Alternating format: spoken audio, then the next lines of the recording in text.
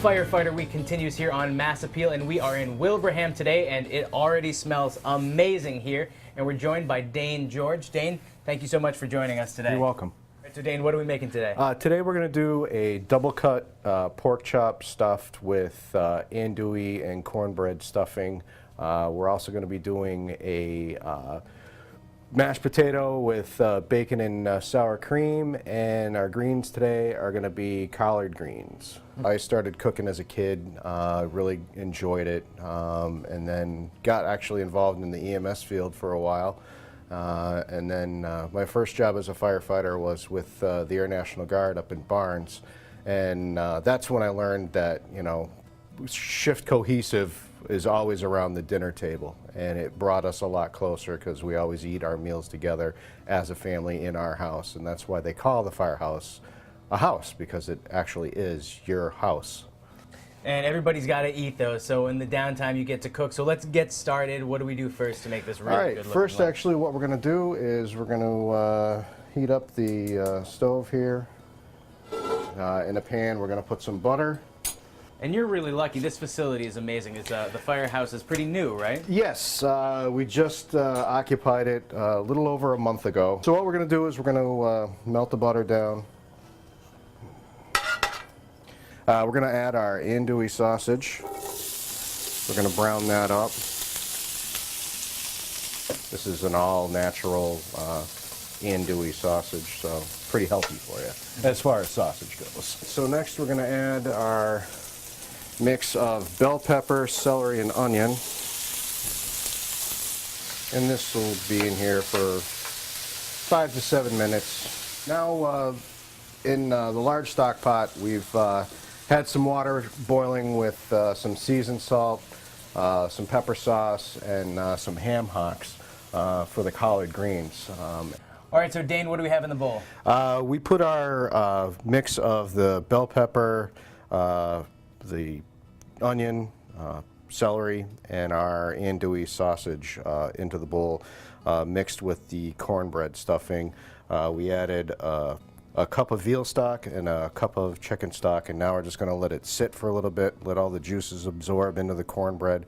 We're going to cover it, let it rest for about 15 minutes or so, and then we're going to stuff the pork chops. Dane, that sounds amazing. In the meantime, you want to show me the rest of the station? I'd love to. All right, let's take a tour. We are letting the stuffing settle, but in the meantime, Dane, tell me a little bit more about this amazing facility that you have here. Well, as you know, we just had a new addition and some renovation work done to this station, which took almost about a year to complete. We have this large bay where we can fit pretty much all our apparatus inside now, where before we had an old lean-to and stuff would have to be kept outside, which really wasn't good for the equipment itself. It deteriorates over time, exposed to, you know, moisture and the snow and the weather. And it's not just fire engines. You have so many different vehicles here that can help keep people safe. Right. We have a squad that goes out with the ambulance. So on every ambulance call, staff permitting, usually have 3 people on an ambulance run.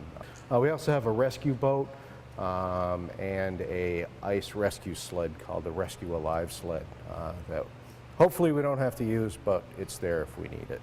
We got new bunks, which are great. The old bunk rooms were, you know, old and drafty.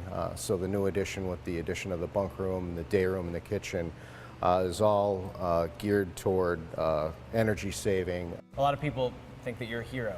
What's it like to do that job and to be able to really save lives every day? To me, it's just, you know, it's like an everyday job. I've been doing it for 29 years now. I've been a firefighter for 10 of those years. And, you know, just like every other first responder, you know, police, fire, EMS, we don't consider ourselves heroes. So Dane and I are back from our tour. The stuffing is ready, and we are going to stuff our pork. Dane, this looks so good.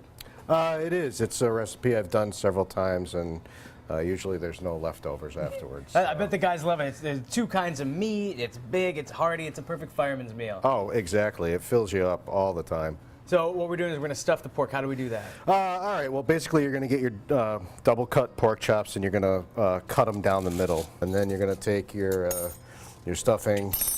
It's easier to do it with your hands. Oh yeah. We're all friends here. We don't have to.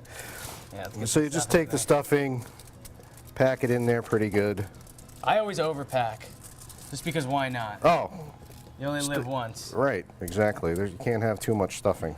You just basically close it up like that a little bit, and you know, there you go. And now, roughly, at what temperature and for how long do you put it in the oven? 400. Usually, with the double cut pork chops, it's probably going to take 20 minutes to a half hour. Because what we're going to do is flash fry them first to seal in the juices after they're stuffed, and then finish them off in the oven. Perfect. Well, Dane, why don't we throw these in the oven? I'll get the boys, and we'll get ready to chat out. All right, sounds good. All right. All right, so we are in the day room. We are with some of the men and women who help keep Wilbraham safe day in and day out. I've had a lot of fun with them today and a lot of fun touring a really great facility. But what do you say when you're ready to eat? Yeah. All right, let's eat.